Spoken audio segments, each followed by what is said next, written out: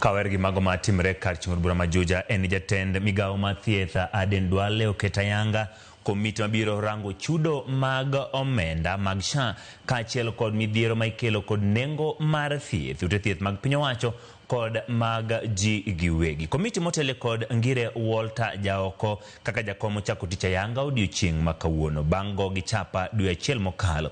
Komiti nokalo kuom jakom margi kata kamano jatend migao mar thieth mondo mi oket ler kaka mbalariany ma Nairobi kaachiel gi migao mar thieth biro pogo omenda mowinjo bed ni konyogi e timo tijegi. Log tich margi biro bedo e mbalariany ma Nairobi.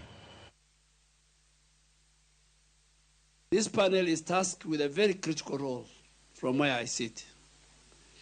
And your functions and your mandate is cut out.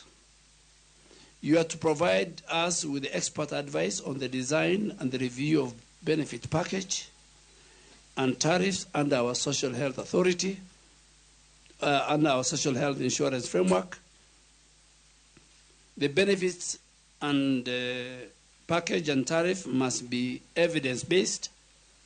The first health benefits package and tariffs advisory board globally. So we'll be able to learn from other countries that have had this experience much longer than we have. At some point we just need to understand the clarity in terms of funding and resourcing, what proportion will be coming from University of Nairobi and what will be coming from the Ministry of Health to ensure that we conduct our mandate successfully.